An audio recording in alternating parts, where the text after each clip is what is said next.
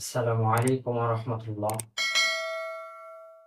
সকল ধরনের বালা মুসিবত, পেরেশানি এবং মনের বৈধ আশা পূরণের জন্য আমরা কত কিছুই না করে থাকি।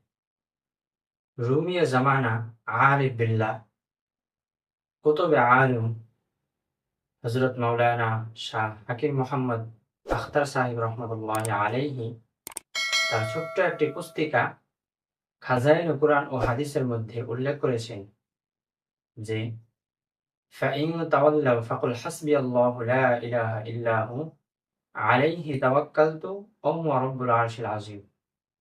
যে ব্যক্তি হযরত আবু দারদা রাদিয়াল্লাহু তাআলা আনহু হতে বর্ণিত, নবী করিম সাল্লাল্লাহু আলাইহি ওয়াসাল্লাম বলেছেন, যে ব্যক্তি এই ওজিফাটি সকাল সন্ধ্যায় ৭ বার করে পাঠ করবে, আল্লাহ পাক রব্বুল আলামিন তার সমস্ত পেরেশানি, চিন্তা ভাবনা এবং বৈধ মনের আশা পূরণের জন্য আল্লাহ পাক রব্বুল আলামিন যথেষ্ট হয়ে যাবে।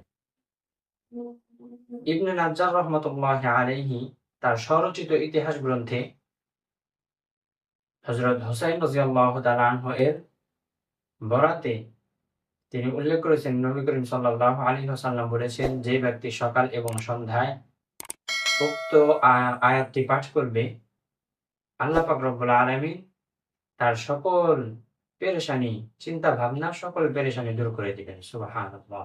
একটা আশ্চর্য ধরনের ঘটনা হলো, হযরত মুহাম্মদ ইবনে কাব রাদিয়াল্লাহু তাআলা আনহু বর্ণনা করেন যে একবার একটি ফৌজি কাফেলা রোমের দিকে অগ্রসর হইতেছিল। তো যাইতে যাইতে সেই ফৌজি কাফেলা থেকে একজন লোক ঘোড়ার পৃষ্ঠ থেকে পড়ে গিয়ে তার উরুর হাড্ডি ভেঙে যায়। তো তার সঙ্গী সাথীগণ তাকে নিয়ে আর সামনে অগ্রসর হতে পারতেছিল না। তখন কিছু খাবার পানীয় তার এবং আসবাবপত্র তার জন্য রেখে, তার ঘোড়াটি তার পাশে বেঁধে রেখে তাকে ওইখানে রেখে ছেড়ে চলে যায়। পরবর্তীতে একজন আগন্তুক লোক এসে তাকে জিজ্ঞাসা করলো যে, তোমার কি হয়েছে? তখন সে বলল যে, আমার উরুর হাড্ডি ভেঙে গিয়েছে। তখন ওই আগন্তুক লোক বললেন যে, তুমি উরুর হাড্ডিতে হাত রাখো এবং পড়ো যে, ফাইন তাওয়াল্লাউ ফাকুল হাসবিয়াল্লাহু লা ইলাহা ইল্লা হু আলাইহি তাওয়াক্কালতু ওয়া হুয়া রাব্বুল আরশিল আযীম।